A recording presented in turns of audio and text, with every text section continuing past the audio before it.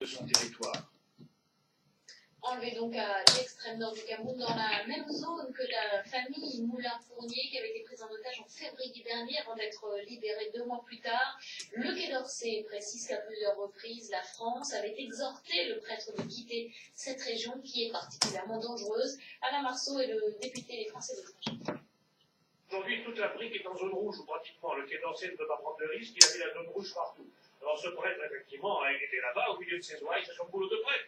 Alors dire que c'est Boko Haram qui faut s'avancer, c'est ressemblant à un groupe islamiste violent qui est venu à l'intérieur des terres, à 20 km des terres, pour enlever cet homme. Il a été choisi au milieu d'une congrégation où il était le seul blanc, donc on peut supposer effectivement qu'il y a quelques velléités de malveillance de la part des auteurs. Il y a un risque d'être français aujourd'hui partout dans le monde, notamment en Afrique, au Moyen-Orient, parce que nous avons la politique étrangère que nous savons, et parce que tout simplement nous savons que nous payons des rançons.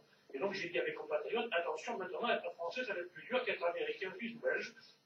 Avant de s'envoler pour l'Afrique il y a 2 ans, le prêtre Georges avait officié pendant 9 ans à Sceaux, en région parisienne. Sceaux, où était organisée ce jeudi soir une veillée parce que les paroissiens sont particulièrement touchés par son enlèvement. Ils sont venus soutenir un homme qu'ils connaissent bien. Son portrait avec Clémence Dibourg, Marie Coins et Sébastien Rio.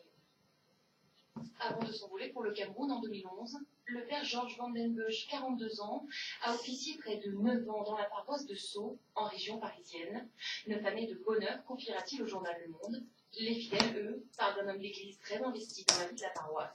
Un homme très vivant, qui se donnait énormément de lui-même, et qui était toujours souriant, tout était toujours positif pour lui. C'était un homme très positif, oui, c'est vrai. Il était très proche de ses paroissiens, très proche des jeunes. Il aimait beaucoup les jeunes, il organisait beaucoup de choses pour les jeunes, et très proche de ses paroissiens.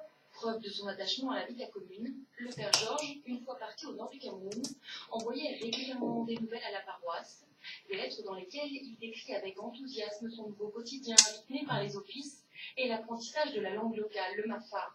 Dans sa dernière lettre envoyée en septembre, il évoquait la sécurité plutôt bonne selon lui.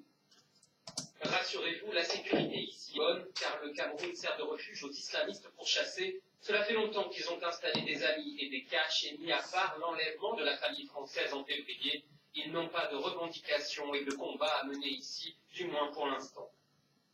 Sa mission au Cameroun devait durer entre 3 et 6 ans, et parmi ses projets, la scolarisation des enfants de la paroisse.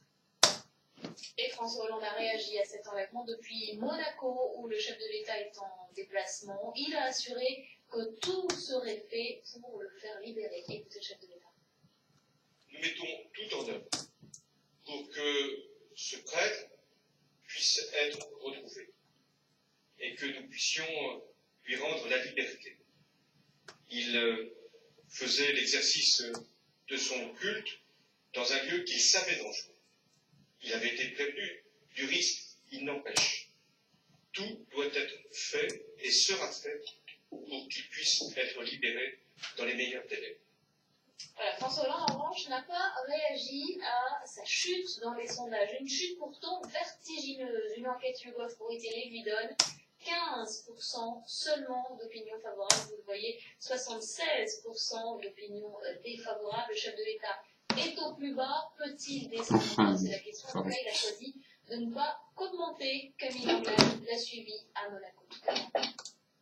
Appuyé sur le rocher par le prince Albert, François Hollande n'a pas souhaité commenter cette nouvelle chute vertigineuse dans les sondages. Dans son entourage, c'est le silence radio ou un haussement d'épaule qui traduit un certain fatalisme. Pas de commentaire officiel de l'Élysée, donc ces équipes cherchent la manière de rebondir. Les attaques racistes contre Christiane Taubira pourrait être la goutte d'eau. La goutte d'eau, c'est l'expression employée par un conseiller. La goutte d'eau qui provoquerait un sursaut républicain. Le succès de cette marche du 8 décembre, marche républicaine. Officiellement, l'Élysée n'est pas derrière cette initiative. Ce sont les réseaux de gauche, des associations de lutte contre le racisme, le PS et les députés socialistes. L'Élysée préfère rester en retrait au cas où cette marche républicaine ne serait pas un succès. L'Élysée ne souhaite pas emporter la responsabilité. Et cette nouvelle chute dans les sondages est commentée, notamment à droite. Pour le député UMP Xavier Bertrand, le président n'a plus le choix. Il faut maintenant changer de cap